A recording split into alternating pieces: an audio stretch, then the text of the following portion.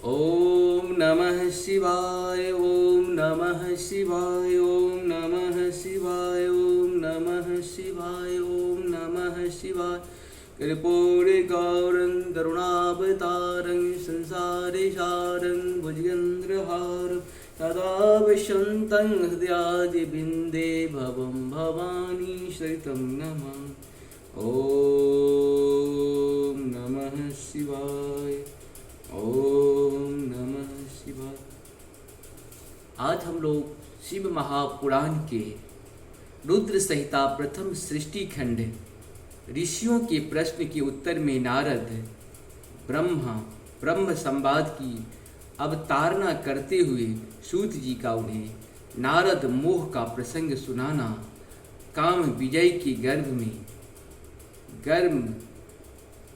गर्भ से युक्त हुए नारद का शिव ब्रह्मा और विष्णु के पास जाकर अपने तप का प्रभाव बताना।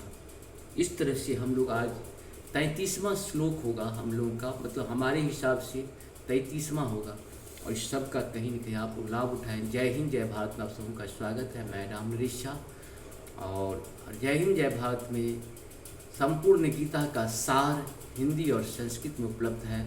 संपूर्ण दुर्गा सप्तशती का पाठ भी आपको उपलब्ध है। संपूर्ण जो है सो आरती संग्रह है। इसके साथ साथ संपूर्ण विचार विवेक भी आते रहते हैं। संपूर्ण सुंदर कांड अवधी भाषा में 2 भागों में विभक्त किया गया है। इस सब का कहीं न कहीं आप लोग लाभ उठाएं। और सत्य सनातन की जय हो, सत्य सनातन की जय हो, सत्य सनातन की जय हो। धर्म एक था, एक है और एक ही रहेगा। सत्य जहाँ है वही सनातन है, सनातन जहाँ है वही सत्य है। धर्म सिर्फ एक था, वो सत्य सनातन है, और कोई धर्म हो नहीं सकता है। विचार हो सकती है, पंथ हो सकता है, आपके चलने का तरीका हो सकता है, धर्म नहीं हो सकता है। धर्म जो होता है वो सत्य पे आधारित होता है, अधर्म जो होता है असत्य पे आधारित होता है। विचार आपके मन के अनुकूल चलेंगे, लेकिन सत्य आपके मन के अनुकूल नहीं, आपके आत्मा के अनुकूल चलते हैं। सत्य वही है जो आपका आत्मा कहता है, और मन जो कहता है वो असत्य होता है। इसीलिए हम लोग सत्य का साथ दें, असत्य को कोशिश करें कि जीवन से निकालें, और आत्मा की बात को सुने। जीवन प्रभु दिए हैं, इसको परमार्थ बनाइए। पुनः पृथ्वी पर आना नहीं पड़े, देव रूप में कहीं न कहीं प्रतिस्थापित होइए। प्रभु का काम करें, प्रभु का नाम लें, प्रभु का ध्यान करें। यही जीवन है, जीवन में और कुछ नहीं है। कर्म कीजिए, फल की चिंता मत करिए। जैसा कर्म करेंगे वैसा प्रभु फल देने के लिए तत्पर रहते हैं। जिस रूप में दे वो देंगे, जरूर देंगे। पापी को नष्ट करने के लिए प्रभु कुछ न कुछ जरूर करते रहते हैं। जिस रूप में भी दुष्ट को नष्ट करने के लिए प्रभु कोई न कोई हथियार, कोई न कोई व्यवस्था हमेशा करते रहते हैं। ब्राह्मणों की सुरक्षा के लिए, गौओं की सुरक्षा के लिए, देवताओं की सुरक्षा के लिए, मुनियों की सुरक्षा के लिए, संतों की सुरक्षा के लिए, मानवों की सुरक्षा के लिए प्रभु हमेशा अवतार, जिस रूप में नाम उनका भले अलग हो, लेकिन काम एक ही होता है, दुष्ट का नष्ट करना, दुष्ट को संहार करना। और इसी तरह से हम लोग आज शुरू करते हैं। विश्वोधवस्ति लयादिशो हेतुमेकं गौरीपति विदित तत्त्वं मत्वकृतं मायाश्रियं विगत माया मच्छिन्यरूपं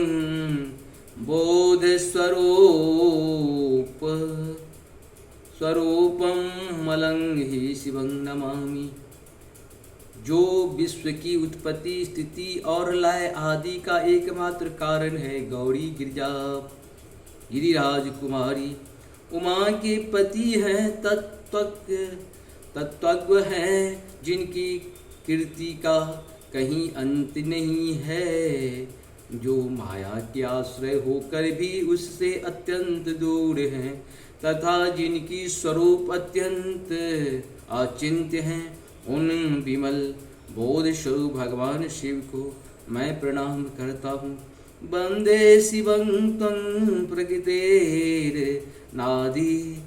प्रशान्तमेकं पुरुषोत्तमं हिं स्वमायं कृत्यामिदं हिं सृष्ट्वा नभो वदन्त्र भरे स्थितो यह मैं स्वभाव से ही उन अनादि शांत स्वरूप रूप एकमात्र पुरुषोत्तम शिव का वंदना करता हूँ, जो अपना माया से इस संपूर्ण विश्व की सृष्टि करके आकाश की भांति इसके भीतर और बाहर भी स्थित हैं।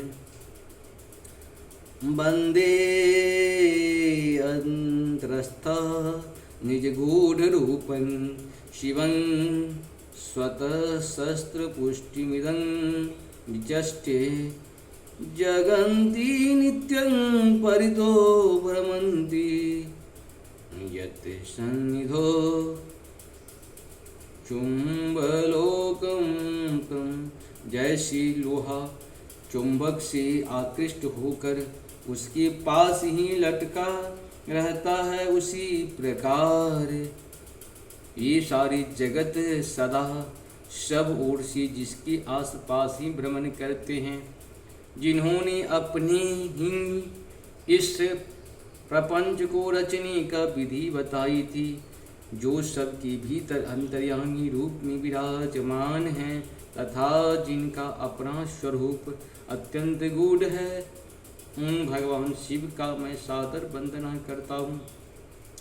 व्यास जी कहते हैं, जगत की पिता भगवान शिव, जगन्माता कल्याणमयी पार्वती तथा उनके पुत्र गणेश जी को नमस्कार करके हम इस पुराण का वर्णन करते हैं। इस समय की बात है, एक समय की बात है, नौनिशारण्य में निवास करने वाले शौनक आदि सभी मुनियों ने उत्तम भक्तिभाव के साथ सूत जी से पूछा। ऋषि बोले, महाभाग सूत जी, विदेश्वर संहिता की जो साध्य साधन खंड नामावली शुभ और उत्तम कथा हैं, उसे हम लोगों ने सुन लिया।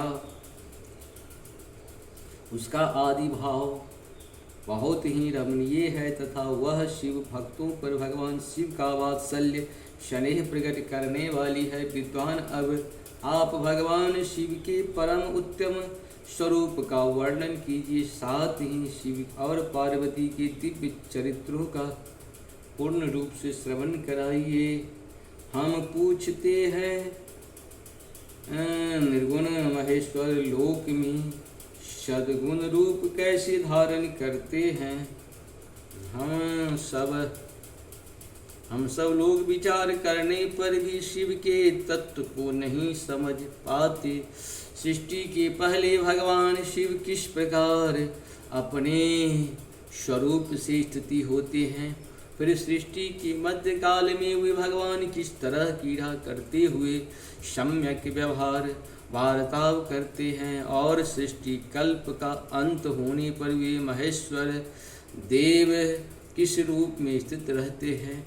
लोक कल्याणकारी शंकर कैसे प्रसन्न होते हैं, और प्रसन्न हुए महेश्वर अपने भक्तों तथा दूसरों को कौन सा उत्तम फल प्रदान करते हैं, यह सब हमसे कहिए।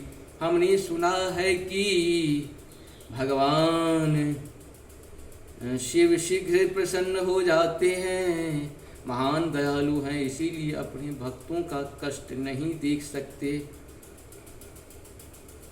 ब्रह्मा, विष्णु और महेश ये तीन देवता शिव के ही अंग से उत्पन्न हुए हैं। उनकी प्रागट्य की कथा तथा उनके विशेष चरित्र का वर्णन कीजिए। प्रभु, आप उमा के आविर्भाव और विवाह की भी कथा कहिए। विशेषतः उनके गर्भस्थ धर्म का गारहस्थ धर्म का तथा अन्य लीलाओं का भी वर्णन कीजिए। निष्पाप सूत जी, हमारे प्रश्न के उत्तर में आपको ये सब तथा दूसरी बातें भी अवश्य कहनी चाहिए। सूत जी ने कहा, मुनीश्वरों, आप लोगों ने बड़ी उत्तम बात पूछी है। भगवान सदा शिव की कथा में आप लोगों की जो आंतरिक निष्ठा हुई है, इसके लिए आप धन्यवाद के पात्र हैं। ब्राह्मणों भगवान शंकर का गुणानुवाद सात्विक, राजस और तामस तीनों ही प्रकृति के मुनियों मनुष्यों को सदा आनंद प्रदान करने वाला है। पशुओं की भी हिंसा करने वाला निष्ठुर कसाई के सिवा दूसरा कौन पुरुष उस गुणानुवाद को सुनने से उब सकता है, जिनके मन में कोई तृष्णा नहीं है। जैसे महात्मा पुरुष भगवान शिव की उन गुणों का गान करते हैं, क्योंकि वह गुणावली संसार रूपी रोग की दवा है। मन तथा कानों को प्रिय लगने वाली और संपूर्ण मनोरथों को देने वाली है। ब्राह्मणों, आप लोगों की प्रश्न के अनुसार मैं यथा बुद्धि प्रयत्न पूर्वक शिव लीला का वर्णन करता हूँ। आप आदर पूर्वक सुने। जैसे आप लोग पूछ रहे हैं, उसी प्रकार देवर्षि नारद जी ने शिव रूपी भगवान विष्णु से प्रेरित होकर अपने पिता से पूछा था। अपने पुत्र नारद का प्रश्न सुनकर शिव भक्त ब्रह्मा जी का चित्त प्रसन्न हो गया और वे उन मुनि शिरोमणि को हर्ष प्रदान करते हुए प्रेम पूर्वक भगवान शिव के यश का गान करने लगे। एक समय की बात है, मुनि शिरोमणि विप्रवर नारद जी ने, जो ब्रह्मा जी के पुत्र हैं, विनीत चित्त हो तपस्या में मन लगाया। हिमालय पर्वत में कोई एक गुफा था जो बड़ी शोभा से प्रसन्न दिखाई देती थी। उसके निकट देव नदी गंगा निरंतर वेग पूर्वक बहती थी। वहाँ एक महान दिव्य आश्रम था जो नाना प्रकार की शोभा से सुशोभित था। दिव्यदर्शी नारद जी तपस्या करने के लिए उसी आश्रम में गए। उस गुफा को देखकर मुनिवर नारद जी बड़े प्रसन्न हुए और सुदीर्घ काल तक वहाँ तपस्या करते रहे। उनका अंतःकरण शुद्ध था। वे दृढ़ता पूर्वक आसन बांध कर मौन हो प्राणायाम पूर्वक समाधि में स्थिति हो गए। ब्राह्मणों, उन्होंने वह समाधि लगाई जिससे ब्रह्मा का साक्षात्कार कराने वाला अहं ब्रह्मासि, मैं ब्रह्मा हूँ, यह विज्ञान प्रकट होता है। मुनिवर नारद जी जब इस प्रकार तपस्या करने लगे, उस समय यह समाचार पाकर देवराज इंद्र कांप उठे हुए मानसिक संताप से विहल हो गए।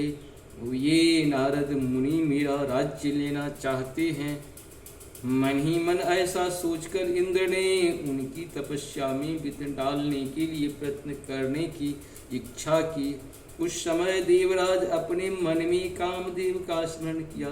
स्मरण करते ही कामदेव आ गए। इंद्र ने उन्हें नारद जी की तपस्या में विघ्न डालने का आदेश दिया। यह आज्ञा पाकर कामदेव बसंत को साथ ले बड़े गर्व से उस स्थान पर गए और अपना उपाय करने लगे। उन्होंने वहाँ शीघ्र ही अपनी सारी कलाएं रच डाली। बसंत ने भी मद होकर अपना प्रभाव अनेक प्रकार से प्रकट किया। मुनिवरों कामदेव और बसंत के अथक प्रयत्न करने पर भी नारद मुनि के चित्त में विकार नहीं उत्पन्न हुआ। महादेव जी के अनुग्रह से उन दोनों का गर्भ चूर्ण हो गया। इस प्रकार से आगे हम लोग फिर करेंगे। आप सबको बहुत बहुत धन्यवाद है, नमस्कार है। चैनल को सब्सक्राइब करें, लाइक करें और जय श्री राम, हरि हरि, नमस्कार, जय हो, जय हो।